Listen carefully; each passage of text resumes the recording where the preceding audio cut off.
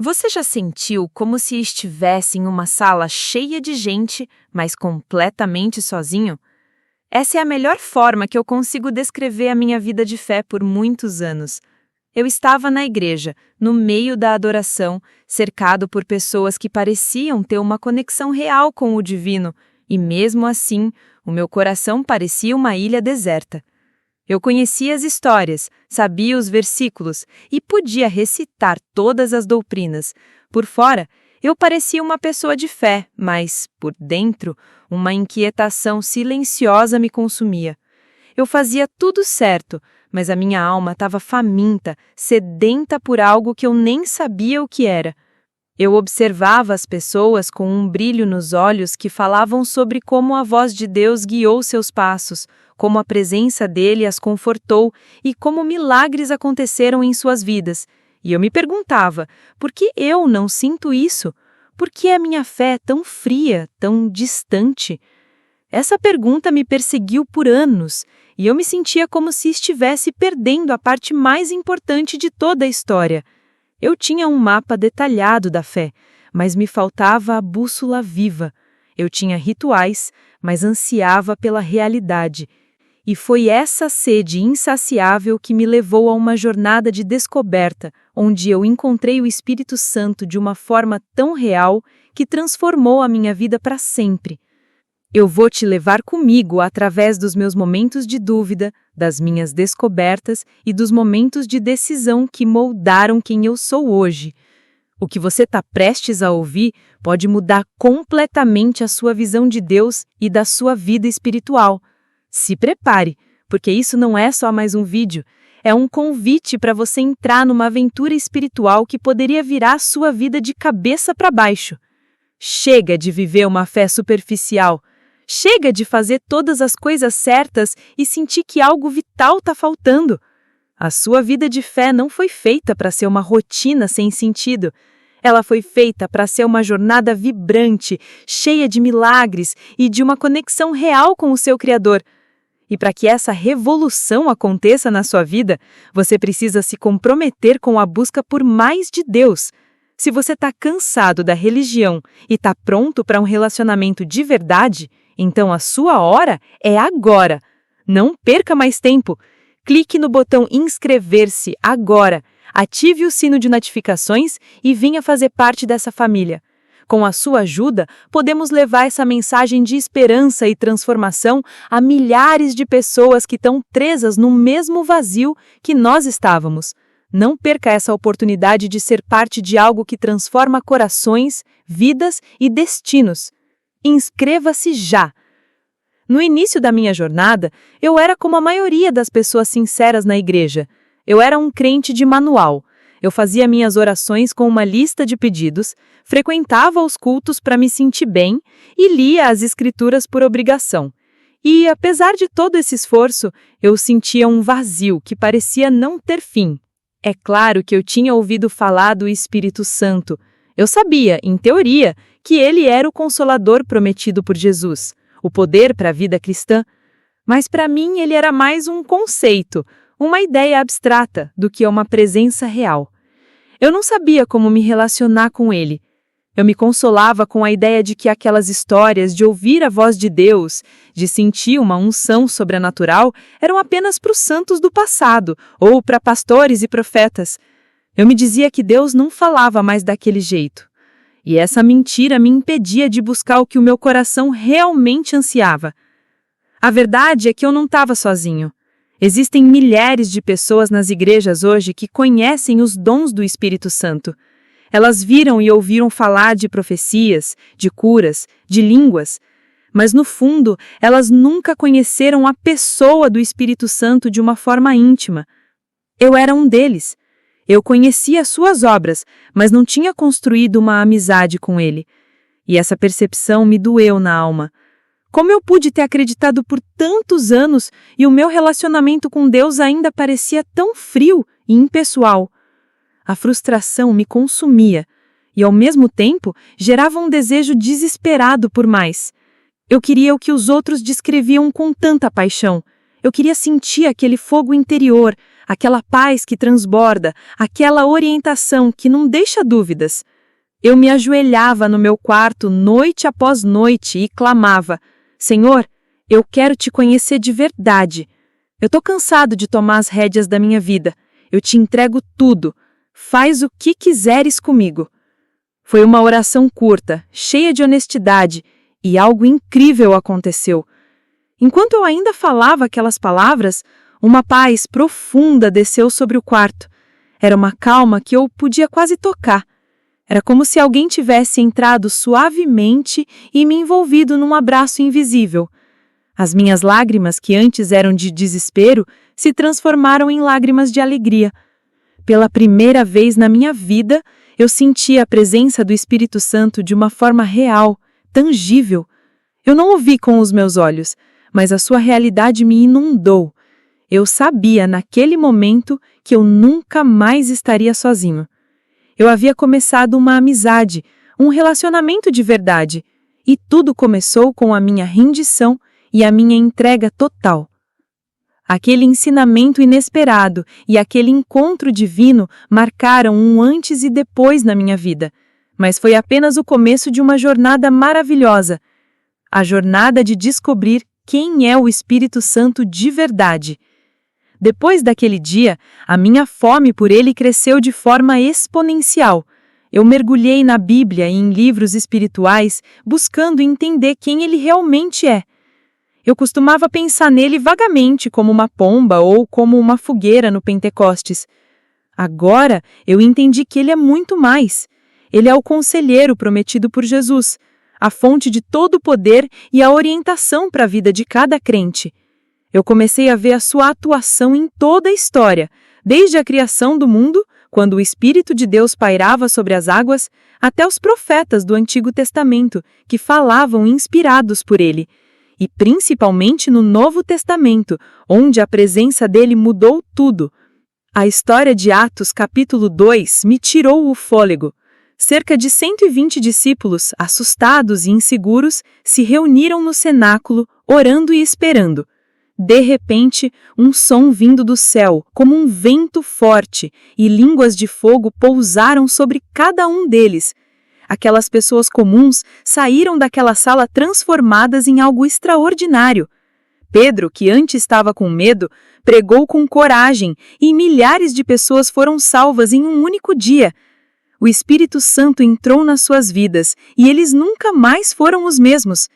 Isso foi o nascimento da igreja, um momento que mostrou que quando o Espírito Santo fala e guia, o medo se transforma em fé e a fraqueza em poder. E isso não foi um acontecimento isolado.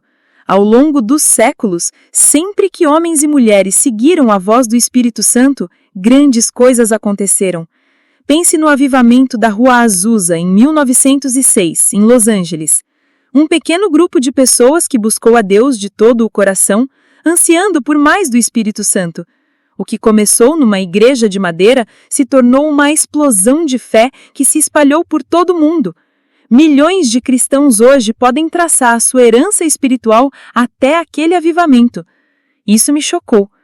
Eu percebi que o Espírito Santo esteve ativo e falando o tempo todo, em todas as gerações, e que a sua voz ressoa ainda hoje em corações que estão dispostos a ouvir.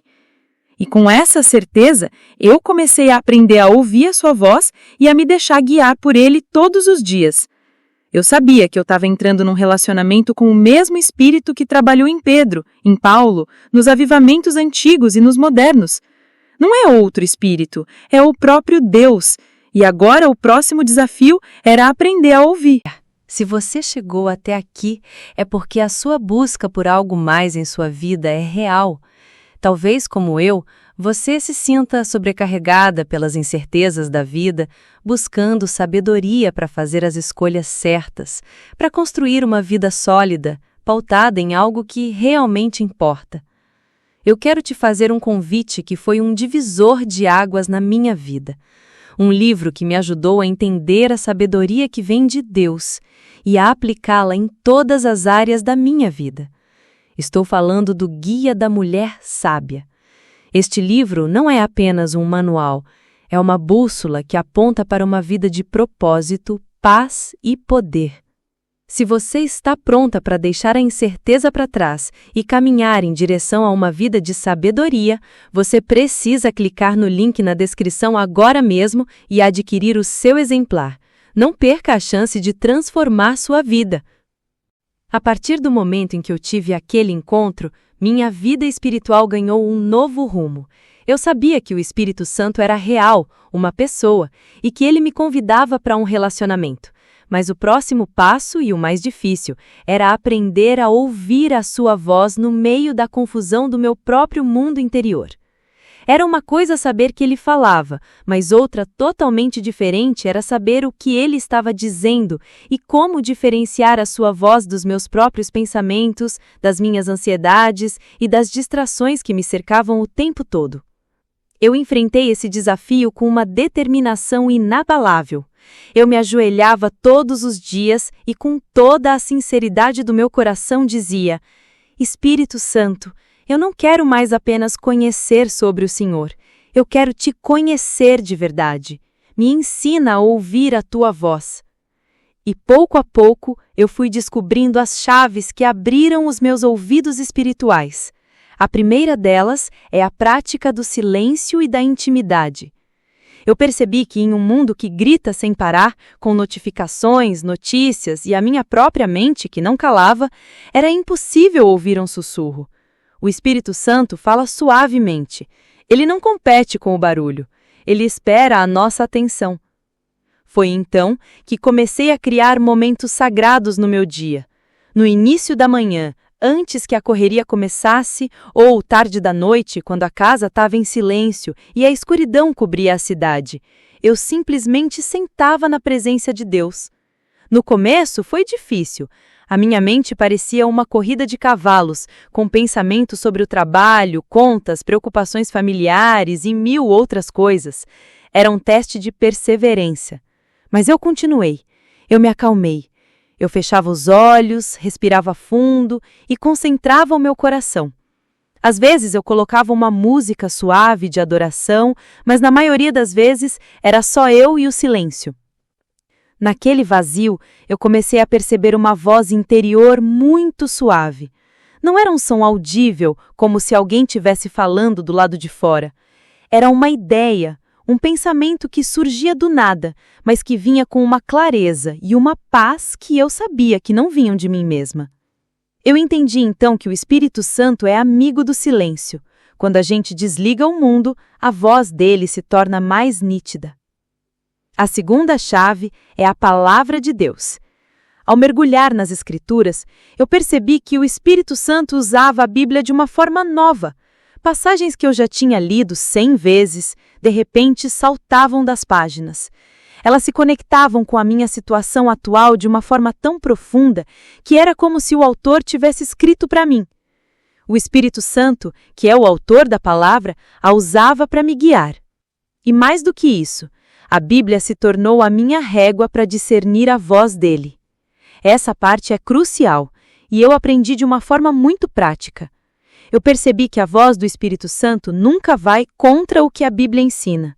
Se um pensamento me levava a fazer algo que não era amoroso, que não era verdadeiro ou que trazia confusão, eu sabia que não vinha de Deus. Mas se o pensamento me guiava em direção ao perdão, à paciência, à bondade, eu sabia que estava no caminho certo. A Bíblia era a minha régua e o Espírito Santo era a luz que me ajudava a interpretá-la para a minha vida. A terceira chave é a sensibilidade às pequenas impressões.